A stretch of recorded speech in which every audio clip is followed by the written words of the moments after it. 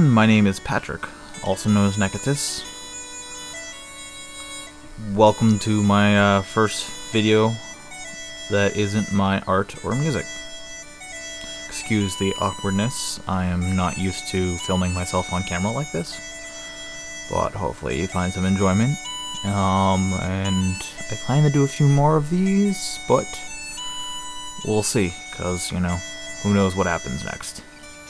Today, we'll be discussing an instrument that is important to me, both as a musician, but also as somebody with heritage from Ireland and the British Isles as a whole.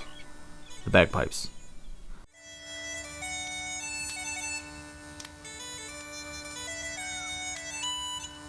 Bagpipes are a woodwind instrument using enclosed reeds fed from a constant reservoir of air in the form of a bag. The most well-known of these are the Highland bagpipes of Scottish origin, but they are also found in cultures throughout Europe, the Middle East, and parts of Asia. That being said, they are most commonly used and associated with cultures from Spain and the Isles of Britain. When I was working on my first album of Myths and Fables, this instrument was of great interest to me.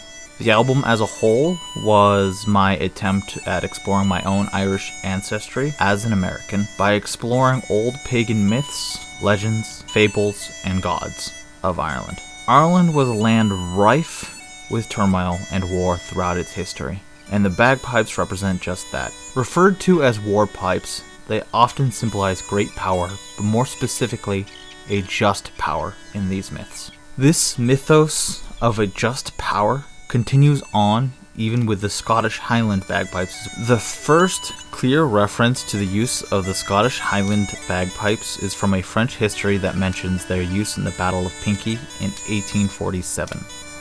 George Buchanan claimed the bagpipes have replaced trumpets on the battlefield.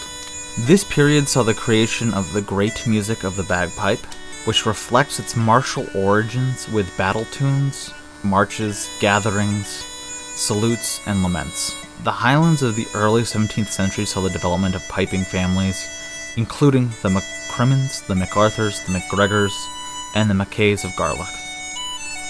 The earliest Irish mention of the bagpipes is in 1206, approximately 30 years after the Anglo-Norman invasion.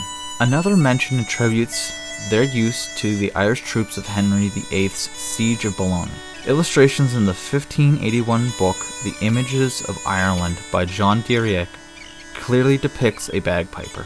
Diriech's illustrations are considered to be reasonably faithful depiction of the attire and the equipment of the English and Irish populations of the 16th century. As Western classical music developed, both in terms of musical sophistication and instrumental technology, bagpipes in many regions fell out of favor because of their limited range and function. This triggered a long, slow decline that continued in most cases into the 20th century.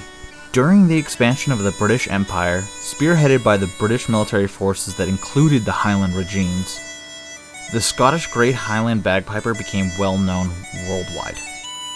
This surge in popularity was boosted by large numbers of pipers trained for military service in World War I and World War II. This coincided with a decline in popularity of many traditional forms of bagpipe throughout Europe, which began to be displaced by instruments from the classical tradition and later the gramophone and the radio. As pipers were easily identifiable, combat losses were high, estimated to be 1,000 in World War I.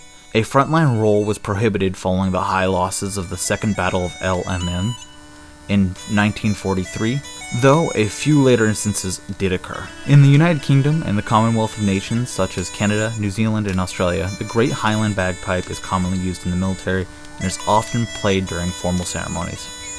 Foreign militaries patterned after the British Army also have adopted the Highland Bagpipe, including those in Uganda, Sudan, India, Pakistan, as well as many police and fire services in Scotland, Canada, Australia, New Zealand, and the United States. When I was working on my album, I happened upon some old bagpipes on eBay for cheap. Sadly, these instruments are long gone due to circumstances of life as I transitioned from college to a working adult. But thankfully, I did record many samples of their sounds. In specific, I happened to record samples of a Welsh bagpipe and a Galician bagpipe. also known as northern Portugal and parts of Spain. With these samples that I have managed to save, I have created my first 2 decent sampler libraries, which I will link to in the bio. They are both on Piano Book, and I hope you get as much enjoyment from them as I have. See you next time, Patrick.